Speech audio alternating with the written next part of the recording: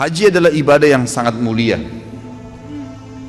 Dan haji ini awal disyariatkan adalah di zaman Ibrahim dan Ismail alaihissalam. Dan banyak kejadian dari rumah tangga, kejadian keluarga Nabi Ibrahim alaihissalam ini yang dijadikan sebagai bagian daripada haji. Seperti kasus Hajar alaihissalam, istri Nabi Ibrahim alaihissalam. Kita tahu Nabi Ibrahim punya dua orang istri, Sarah dan Hajar. Sarah menikah dengan Ibrahim alaihissalam sampai umur 60 tahun tidak punya anak. Tapi Sarah ini tentu yang teman-teman ikuti di materi sirah saya sudah tahu, tapi yang belum ikut saya sampaikan. Sarah ini menikah dengan Nabi Ibrahim alaihissalam dan Sarah memiliki kecantikan yang luar biasa secara fisik, begitu pula dengan akhlaknya. Sesuai dengan Ibrahim alaihissalam juga yang sempurna, karena Ibrahim alaihissalam sangat menyerupai Nabi SAW secara fisik. Dan Nabi sudah pernah saya gambarkan bagaimana gagahnya beliau secara fisik dan juga akhlak yang sempurna. Ringkas cerita, suatu hari pernah Ibrahim alaihissalam membawa Sarah ke Mesir. Dan di Mesir waktu itu ada raja zalim, suka ngambil istrinya orang. Pokoknya semua perempuan yang berstatus istri pasti diribut sama dia kalau dia suka secara fisik. Karena dia anggap tidak mungkin perempuan ini dinikahi oleh suaminya kecuali punya kelebihan, penyakit jiwa. Tapi begitulah terjadi pada Raja Mesir pada saat itu ya. Masuklah Ibrahim alaihissalam dengan istrinya Sarah ke Mesir, dan Ibrahim sudah berkata kepada Sarah, kalau kita masuk di Mesir nanti dan ada pengawal-pengawal raja zalim ini yang akan menangkap kamu, kalau kamu ditanya siapa saya, katakan saya saudaramu. Dan kalau saya ditanya, saya juga akan mengatakan kau saudariku, maksudnya seiman. Bukan berarti saudara sebenarnya, tapi suami istri. Maka sampailah mereka di Mesir, sepakat dengan poin itu. Ternyata prajurit-prajurit Mesir, Raja Mesir ini ada memang khusus untuk mencari wanita-wanita yang jadi incaran si Raja Zalim ini. Ketemu dengan Sarah, begitu mulai kecantikan Sarah sudah tidak berpengaruh lagi, dikatakan ini saudara saya, tidak percaya, pokoknya tetap kamu akan dibawa. Ringkas cerita, dibawalah Sarah kepada Raja Mesir. Begitu masuk depan Raja Mesir di istananya dengan lihat kecantikan yang luar biasa, tidak bisa sabar, dia ingin menjamah Sarah. Waktu dia ingin menjamah Sarah, tiba-tiba tangannya stroke. Karena Sarah berdoa kepada Allah Azza wa Jalla agar dihilangkan dari keburukannya raja ini. Dia kaget, dia bilang, apa yang kamu lakukan? Kenapa tangan saya tiba-tiba begini? Kata Sarah, saya minta kepada Tuhan saya untuk menghukummu, karena kau ingin menjamahku dan kau bukan suamiku. Maka dia pun berkata, berdoalah sama Tuhanmu agar stroke saya, penyakit saya ini hilang dan saya tidak akan ganggu kamu. Sarah pun berdoa kepada Allah, sembuh. Raja ini ternyata masih bandel, tetap aja dia ingin menjamah Sarah. Waktu dia ingin menjamah yang kedua, stroke lagi. Lalu dia bilang lagi, apa yang kau lakukan? Kata Sarah, saya berdoa kepada Allah Tuhan saya untuk memberikan kamu hukuman karena kau ingin menjamah saya dan kau bukan suami saya. Kata si raja, baiklah, berdoa sama Allah, sama Tuhanmu itu agar saya disembuhkan dan saya tidak akan ganggu kamu. Sarah berdoa, sembuh yang kedua kali. Ternyata raja ini masih saja berusaha menjamah Sarah yang ketiga kali. Waktu dia ingin jamah yang ketiga kali, Sarah berdoa, seluruh tubuhnya nggak bisa bergerak, yang bisa bergerak cuma mulutnya. Semua tangannya, kakinya, badannya tidak bisa bergerak. Maka dia pun berkata, saya jadikan saksi seluruh yang ada di istana saya ini ya, bahwasanya saya tidak akan menjamah kamu. Mintalah kepada Tuhanmu agar saya disembuhkan. Maka Sarah pun berdoa dan akhirnya disembuhkan. Dan raja ini berkata, keluarkan wanita ini dari istanaku, yang kalian datangkan bukan manusia tapi jin. Kisahnya begitu. Si Raja Mesir ini ternyata karena takut, ikhwan dan akhwat sekalian, khawatir jangan sampai Sarah ini berdoa lagi kepada Allah dan dia stroke lagi, maka dia menghadiahkan, ada dua perselisihan pendapat ahli sejarah, dihadiahkan budak wanitanya. Yang satu lagi pendapat mengatakan anaknya dia sendiri yang perempuan dihadiahkan, yang bernama Hajar. Hajar ini dihadiahkan oleh Raja Mesir kepada Sarah, supaya Sarah nggak berdoa lagi sama Allah, bisa stroke dia. Ringkas cerita, dibawalah Hajar ini pulang ke Palestina waktu itu dan bekerja membantu Sarah. Sarah dan Hajar selisih umurnya setengah. Waktu itu umur Sarah kurang lebih 30 tahun, umurnya Hajar 15 tahun. Berjalan rumah tangga Ibrahim dan Sarah alaihimussalam semuanya sampai umur Sarah 60 tahun, tidak punya anak. Berarti umurnya Hajar pada saat itu berapa? 30 tahun. Masya Allah, kalau hitung umur perempuan cepat ini. Jangan tersinggung Pak Yoyo, enggak apa-apa. 30 tahun umurnya Hajar. Karena Ibrahim alaihissalam pengen punya keturunan, maka Sarah dengan niat baiknya menghadiahkan kepada Ibrahim alaihissalam budaknya Hajar, lalu Hajar dibebaskan oleh Ibrahim alaihissalam dari keterbudakan, lalu kemudian dinikahi. Setahun kemudian Hajar hamil dan setelah menikah, setahun kemudian melahirkan anak laki-laki yang bernama siapa? Ismail alaihissalam. Fitrah perempuan, Sarah merasa sedih. Kenapa dia tidak bisa memberikan anak kepada Ibrahim? Dia pun berdoa kepada Allah Azza wa Jalla agar diberikan karunia. Ternyata dengan umur 62 tahun, masuk 62 tahun hamil, dan akhirnya melahirkan juga namanya Ishak. Ishak dan Ismail adalah anak Ibrahim alaihissalam. Makanya Ibrahim diberikan julukan Abul Anbiya, ayahnya para nabi, karena dua anaknya menjadi nabi dua-duanya. Baik, Ibrahim alaihissalam setelah memiliki anak Ismail dan sebelum lahirnya Ishak, jadi Ismail ini masih masa menyusui, masih di bawah 1 tahun umurnya. Datang perintah Allah Azza wa Jalla memerintahkan Ibrahim alaihissalam untuk membawa istrinya Hajar ke Mekah.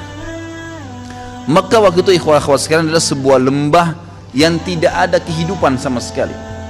Kata Allah Azza wa Jalla tentang melalui lisannya Ibrahim alaihissalam, dia mengatakan, ya Allah, saya meninggalkan keluarga saya dengan kalimat Al-Quran, biwadin ghairi dhi dhar'in inda baitikal muharram rabbana liyuqimus shalah, al-ayah. Ya Allah, aku tinggalkan keluargaku di sebuah lembah yang tidak ada dhi dhar'. Dhi ini dalam bahasa Arab sama dengan dhu, digunakan kalau sesuatu yang melampaui batas, gitu kan. Jadi dikatakan dhi dhar' artinya tidak ada tumbuhan. Jangankan tumbuhan hijau, tumbuhan mati nggak ada, gersang, nggak ada kehidupan, nggak ada binatang, nggak ada pohon, nggak ada manusia, nggak ada kehidupan, lembah kosong. Tetapi kata Nabi Ibrahim alaihissalam, ya, di situ dikatakan inda baitikal muharram, tapi itu di lokasi rumahmu yang mulia. Pertanyaan kecil, apakah di zaman Ibrahim alaihissalam Ka'bah sudah ada atau baru nanti dibangun oleh Ibrahim? Jawabannya sudah ada. Jadi Ka'bah itu dibangun pertama kali oleh siapa? Hah? Adam alaihissalam. Tidak usah takut salah, nggak apa-apa, saya nggak bawa rotan. Adam alaihissalam dengan anaknya Syith. Dua orang ini membangun Ka'bah. Kemudian pada saat terjadi banjir besar, kiamat kecil di zaman Nuh alaihissalam, termasuk Ka'bah hancur pada saat itu, tinggal pondasinya. Pondasi Ka'bah ini disebutkan dalam Al-Quran namanya Bakkah. Di Bakkah dalam ayat Al-Quran dikatakan Bakkah itu adalah pondasinya Ka'bah. Maka Allah subhanahu wa ta'ala ingin Ka'bah itu dihidupkan kembali. Diutuslah awal kisahnya dengan Ibrahim alaihissalam diperintahkan membawa istrinya Hajar dan Ismail ke lembah itu. Pada saat tiba di sana, Ibrahim alaihissalam tidak bicara apa-apa. Tiba di lembah tersebut, gersang, lalu dia bilang sama Hajar, turunlah wahai istriku, bawa Ismail bersamamu dan saya akan tinggalkan kamu di lembah ini. Hajar bingung, nggak ada instruksi, nggak ada informasi, nggak ada bekal yang cukup. Cuma begitu saja. Ibrahim alaihissalam tiba-tiba balikkan kuda untanya menuju ke arah Palestina, mau pulang. Diikuti oleh Hajar. Wahai Ibrahim, apakah engkau meninggalkan kami di sebuah lembah? Tidak ada manusia, nggak ada pohon, nggak ada hewan, nggak ada kehidupan. Panas, gersang begini. Bekal air cuma 1 kendi air. Ibrahim alaihissalam cuma bisa netesin air mata, tetap jalan. Diikuti lagi. Ya Ibrahim, apakah kau tinggalkan kami di lembah, tidak ada kehidupan, nggak ada manusia, nggak ada batu, nggak ada air, nggak ada pohon, nggak ada hewan. Ibrahim alaihissalam tetap jalan menangis. Yang ketiga kali Hajar bilang lagi, wahai Ibrahim, apakah kau tega membiarkan kami begini dan seterusnya. Tetap saja Ibrahim alaihissalam jalan. Maka Hajar akhirnya Allah SWT berikan ilham dalam hatinya dan bertanya begini, Allahu amaraka bihada, apakah Allah yang perintahkan kamu seperti ini? Maka Ibrahim alaihissalam tidak nyaut apa-apa, cuma nganggungin kepala. Iya, artinya ini memang diperintahkan oleh Allah. Maka jawaban Hajar dengan sangat jelas. Dan perhatikan ya, seseorang kalau sudah datang perintah Allah Azza wa Jalla dan dia terima, perhatikan nanti apa efeknya, apa yang Allah kasih pada saat datang sebuah ilmu, dalil, wahyu, Al-Quran dan Sunnah lalu diamalkan. Perhatikan apa yang Allah kasih nanti, dari banyak sekali pahala yang dia akan panen. Maka dia mengatakan, idzan la yudayyi'ana, kalau begitu tidak mungkin Allah itu membiarkan kami mati. Udah pergi aja Ibrahim, gak apa-apa. Ibrahim alaihissalam pun pulang ke Palestina. Di tengah jalan dia berdoa, Rabbi inni askantu min dzurriyyati biwadin ghairi dzin inda baitikal muharram rabbana liyuqimus shalah faj'al af'idatan minan nasi tahwi ilaihim. Jadi dikatakan di sini, ya Allah, aku telah meninggalkan keluargaku di sebuah lembah, tidak ada kehidupan, tidak ada pohon, tidak ada air, tidak ada manusia, tidak ada hewan. Tapi di tempat rumahmu yang mulia Allah, agar dia mendirikan sholat sebagai kamu, sebagaimana engkau telah perintahkan ya Allah, gitu kan? Maka tolong utuslah kepada mereka orang-orang yang bisa tinggal mendampingi mereka. Karena perintah Allah kepada Ibrahim alaihissalam, tinggalkan istrimu di sana Hajar sama Ismail, pulang ke Palestina. Nggak ada tugasmu tinggal di Mekah. Maka dia berdoa seperti itu. Kita kembali ke Hajar alaihissalam. Hajar waktu itu merasa prihatin setelah Ibrahim alaihissalam sudah tidak kelihatan lagi di jauh padang pasir sana. Teriknya matahari di siang hari luar biasa panas. Air yang diminum tinggal sedikit. Ismail juga butuh minuman. Hajar merasa sebelum malam tiba kesempatan coba cari sesuatu di situ, ada kehidupan, ada pohon, ada manusia kah, ada kemah kah, manusia hidup di mana kelihatan. Yang paling dekat dengan Hajar waktu itu ada dua bukit namanya Safa dan Marwah. Maka dia pun alaihissalam Hajar naik ke atas bukit Safa. Kita tahu kalau panas matahari yang sangat terik ada fata morgana, ada kesannya kayak kelihatan air padahal sebenarnya tidak, karena pantulan dari cahaya matahari. Dia naik di Safa, dia lihat ke gunung Marwah, ada air di sana. Maka yang terjadi, Hajar alaihissalam turun dari Safa, di tengah-tengah lembah dia berlari, persiapan untuk naik ke gunung Marwah. Naik di Marwah, dia lihat kiri kanan gak ada air. Dia lihat ke arah Safa, ada air di sana. Diulangin lagi sama dia, turun dari Marwah, di tengah-tengah lembah lari lagi, kemudian naik di Safa, terjadi sama. Sampai 7 kali dia bolak-balik. Dari Safa ke Marwah, Marwah ke Safa, terus begitu sampai 7 kali. Terakhir di Marwah, dia lihat, oh berarti tidak ada ini, nggak ada air. Lalu dia kembali ke anaknya Ismail. Waktu dia kembali ke Ismail alaihissalam, dia kaget, ternyata di bawah kakinya Ismail ada mata air. Ada khilaf di antara ulama tentang dari mana mata air itu. Ada yang mengatakan dari pijakan kaki untanya Ibrahim alaihissalam, tapi riwayat ini lemah. Ada yang mengatakan memang dari sentakan kaki Ismail waktu lagi menangis, itu juga lemah. Tapi ahli sejarah ada yang pakai. Yang paling kuat adalah Allah SWT mengirim Jibril dan mengepakkan sayapnya, lalu keluarlah mata air tersebut. Pada saat Hajar tiba, lihat air, bayangkan kalau kita di posisi ibu kita ini, panas, gerah, ketakutan, gak ada keluarga, takut mati, gak ada air. Lalu lihat mata air, apa yang terjadi kira-kira? Dia datangin air tersebut dengan semangat, lalu dia buat bendungan kecil dari padang pasir itu, sambil mengucapkan lafaz yang digunakan dalam bahasa Palestina, bukan orang Arab ya, ini bukan bahasa Arab, bahasa asli orang Palestina. Dia mengatakan zam-zam, artinya apa? Berkumpullah, berkumpullah gitu. Jadi makna zam-zam itu sebenarnya, ini rahasianya. Maka dia bilang zam-zam, ditutup sama dia, gitu kan? Ditutup sama dia. Kata Nabi SAW, semoga Allah merahmati ibunya Ismail. Kalau dia tidak bendung, maka zam-zam akan menjadi lautan yang luas. Tapi kekhawatiran seorang ibu, takut airnya habis, gitu kan? Tapi kalau dia biarin, udah jelas berkah dari Allah, jadi lautan yang luas. Bayangkan sekarang miliaran orang yang minum gak habis-habis gitu. Baik, akhirnya pada saat itu kejadian terjadi di jazirah Arab yang lain. Di tepatnya di negeri Yaman ada bendungan namanya Bendungan Ma'rib. Bendungan Ma'rib terkenal sekali negeri Yaman. Surah Saba menjelaskan masalah itu. Karena mereka kufur terhadap nikmat Allah, bendungan itu Allah hancurin, sehingga akhirnya di sisi barat dan timurnya negeri Saba dulu ini penuh dengan, semua di sisi baratnya pohon buah-buahan, semuanya jenis buah-buahan ada. Di sebelah timurnya semua jenis sayuran ada, kaya raya mereka. Tapi karena mereka kufur, Allah hancurkan bendungannya, lalu Allah ganti dengan pohon-pohon yang berduri, gitu kan. Ringkas cerita, keluarlah suku-suku Arab dari Yaman pada saat itu, dan waktu itu tidak ada suku Arab kecuali di Yaman. Mereka keluar menuju ke negeri Syam. Kalau saya ibaratkan buku ini Jazirah Arab, maka di bawah ini daerah selatannya Jazirah Arab. Indonesia ada di bawah Jazirah Arab, di selatan. Di atas ini utaranya Jazirah Arab. Di utara Jazirah Arab itu ada negeri Syam, Palestina, Syria, Lebanon, dan Yordania. Di atasnya lagi ada Turki. Di atasnya lagi ada Eropa sampai ke Amerika sana. Di sisi baratnya ya, itu ada Rusia, ada Irak, ada Iran, Afghanistan dan seterusnya. Sisi timurnya ada Mesir, Afrika dan seterusnya. Selatannya ada Yaman dan Asia Tenggara. Nah, Yaman ini kebetulan ada di Jazirah Arab bagian selatan, di bawah. Jadi mereka mau menuju ke negeri Syam. Di tengah-tengah jalan itu ada kota Mekah di tengah-tengahnya, tengah-tengah Jazirah Arab. Mereka lewatinlah Jazirah Arab itu menuju ke negeri Syam, karena negeri Syam ini subur. Mereka mau pindah ke sana gitu. Ternyata lewat di dekat lembah Mekah, mereka temukan di atas lembah Mekah itu ada banyak burung berputar-putar.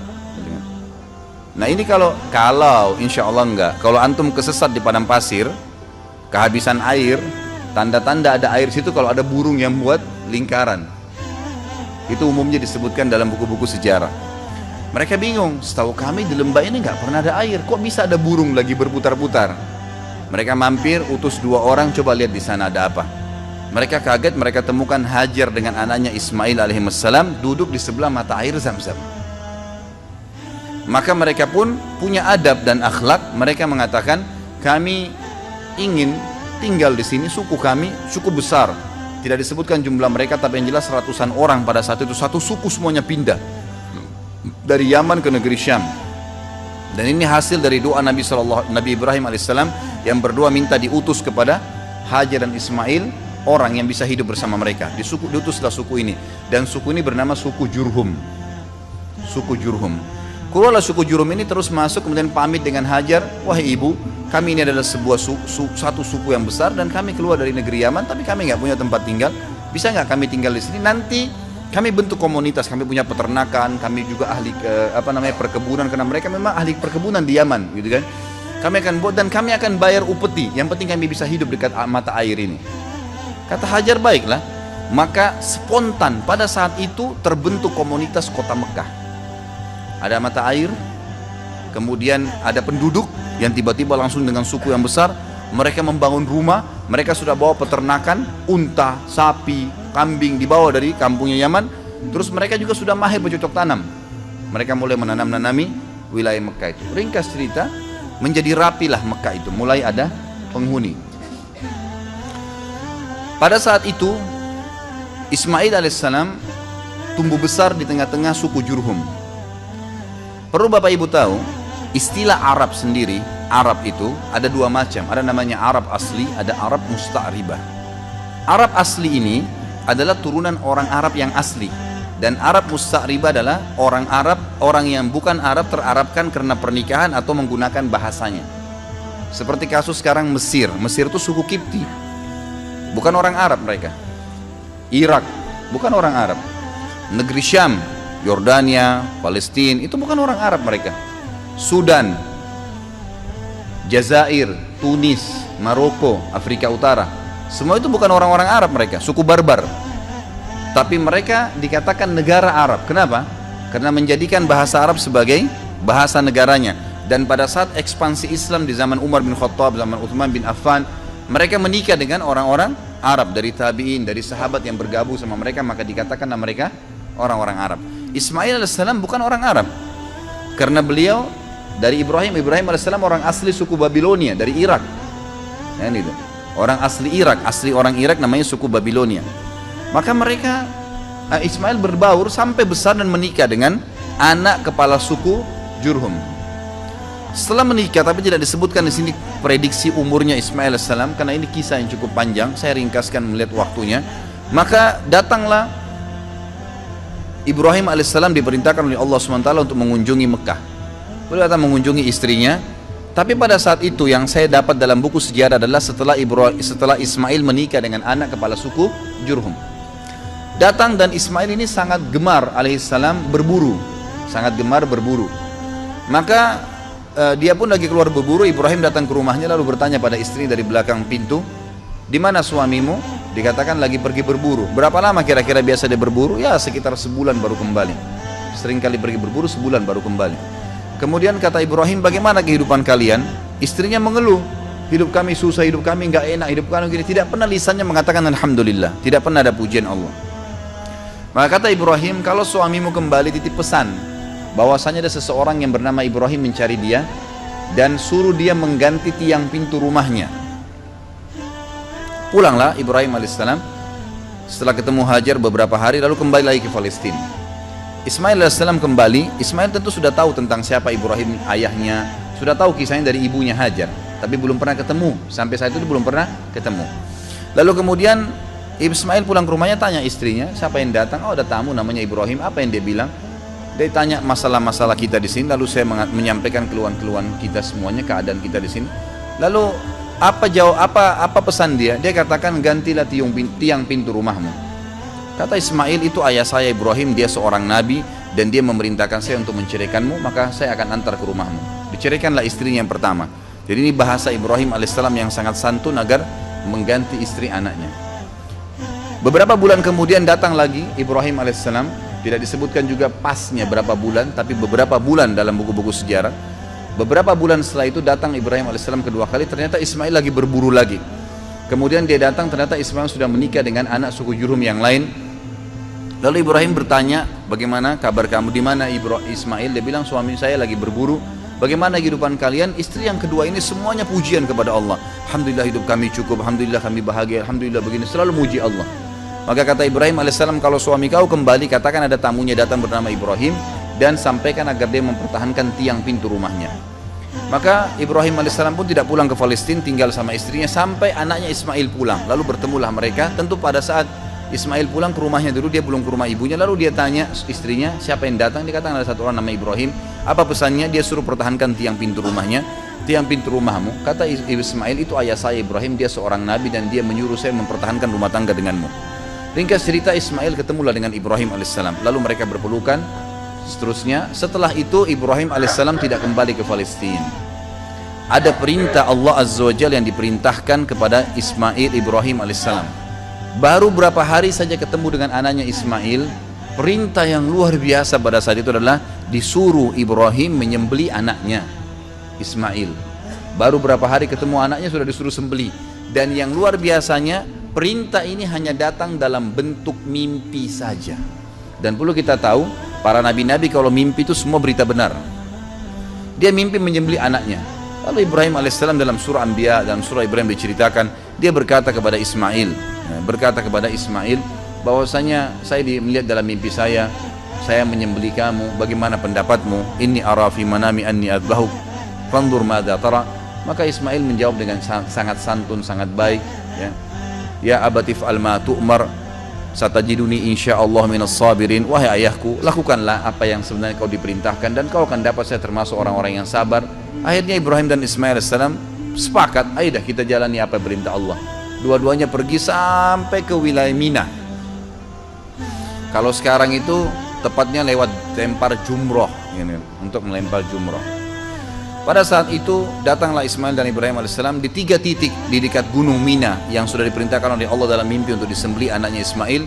Dia melihat syaitan datang mencoba mengganggunya, lalu Ibrahim alaihissalam melempari 7 kerikil kecil ke arah syaitan tersebut sambil membaca Bismillahirrahmanirrahim. Di titik 1 syaitannya pergi, di titik 2 kemudian dia datang lagi, dilempar lagi, titik 3 juga begitu. Akhirnya setelah 3 kali dilempar tidak datang lagi syaitannya. Kemudian sampai di tempat sembelihan, kata Allah Subhanahu wa taala, falamma tallahu lil jabin. Pada saat Ibrahim sudah meletakkan leher anaknya, pedangnya sudah diangkat dan sudah diayunkan, dua-duanya sudah pasrah. Ismail sudah pasrah, Ibrahim alaihissalam sudah pasrah, jadi tidak setengah-setengah. Dan ini kita perlu juga ambil pelajaran di sini, ikhwah akhwat sekalian. Cobaan Allah SWT itu kadang-kadang diuji iman kita sampai titik terakhir. Pada saat sudah betul-betul pasrah, diangkat pedang, dia sudah akan sembelih, ditahan pedangnya oleh Jibril alaihissalam, lalu kemudian digantikan dengan zibhin azim, sembelihan yang agung, maksudnya seekor domba yang besar. Lalu Allah mengatakan, ya Ibrahim qad saddaqtar ru'ya. Hai Ibrahim, kau sudah percaya mimpi yang telah kami kasih, maka kami akan gantikan kamu dengan sembelihan tadi. Digantilah sembelihan tersebut. Lalu kemudian Ibrahim dan Ismail AS diperintahkan oleh Allah setelah itu membangun Ka'bah. Maka Ibrahim dan Ismail pun membangun Ka'bah di pondasi yang sudah ada dibangun oleh Adam dan Syith alaihimussalam semuanya. Dibangunlah pondasi tersebut. Setiap kali Nabi Ibrahim alaihissalam mundur untuk melihat posisi Ka'bah sudah rapi atau belum, maka Ibrahim alaihissalam berdiri di sebuah tempat yang agak tinggi. Lalu pada saat beliau turun, beliau sempat loncat ke bawah. Loncatan Nabi Ibrahim alaihissalam dari tempat tinggi itu yang melihat apakah sudah rata bangunan Ka'bah atau belum, ke bawah itu keinjak tanah dan sempat ada bekas telapak kakinya yang sekarang dikenal dengan Maqam Ibrahim. Allah kekalkan itu pijakan kakinya dengan izin Allah Subhanahu wa taala untuk menjadi tanda-tanda kebesaran Allah Subhanahu wa taala. Kemudian pada saat selesai bangun Ka'bah, kata Ibrahim alaihissalam kepada Ismail alaihissalam, coba carikan saya batu yang kuat agar bisa bangunan ini kuat pondasinya, karena memang posisinya berdiri, karena memang bangunan ini tadinya didirikan dari tanah liat yang dibasahkan lalu dikeringkan lalu kemudian disusun, jadi mudah runtuh gitu kan. Maka Ismail pun alaihissalam keliling di sekitar padang pasir di situ mencari. Tak lama kemudian dia bawa datang Hajar Aswad. Hajar Aswad ini tadinya warna putih terang, tapi karena dosanya anak Adam jadi menjadi hitam. Diturunkanlah, kemudian Nabi Ismail salam membawa dengan bentuk warna hitam. Kata Ibrahim, dari mana kau dapatkan? Dia bilang, dari Allah turunkan kepada saya. Lalu dinaikkanlah batu tersebut, ditaruh di posisi sekarang Hajar Aswad. Setelah selesai tempat tersebut, sudah ada air Zam-Zam tadi, sudah ada tempat Hajar mencari Safa dan Marwa air, sudah ada sembelihan tadi yang tidak jadi, Ka'bah sudah terbangun, sudah ada Hajar Aswad. Allah Subhanahu wa taala menyempurnakan, berkata kepada Ibrahim melalui Jibril alaihissalam, perintahkan wahai Ibrahim seluruh manusia di muka bumi agar haji. Dalam riwayat sahih kata Ibrahim alaihissalam, "Wa ma yablughu sauti?" Sampai di mana suaraku ya Allah? Nggak bisa, suaraku nggak mampu nyampein ke seluruh pelosok muka bumi ini. Kata malaikat Jibril, "Ma 'alaika illal balagh." Tugasmu hanya menyampaikan. Maka Ibrahim alaihissalam pun mencari gunung tertinggi di Mekah pada saat itu. Sebagian ahli sejarah mengatakan di Jabal Rahmah yang ada di Arafah. Tapi ini riwayat, sebuah asar, tidak disebutkan tentang kesahihannya. Ringkas cerita Ibrahim alaihissalam, ada yang beriwayat mengatakan naik di atas Ka'bah lalu berteriak, mengatakan, wahai sekalian orang-orang yang beriman, berhajilah. Dalam riwayat ini dikatakan suara Ibrahim alaihissalam dibawa oleh angin ke seluruh pelosok muka bumi, dan semua orang beriman dengar dan kemudian mereka datang. Bahkan Allah SWT menceritakan datang orang-orang tersebut sampai dhamir. Pakai dhamir itu artinya unta-unta yang kurus karena jauhnya mereka jalan, gitu kan. Diutus, datanglah mereka dalam ibadah haji. Lalu rangkaian semua tadi yang dilakukan Ibrahim alaihissalam dengan keluarganya menjadi rangkaian ibadah haji.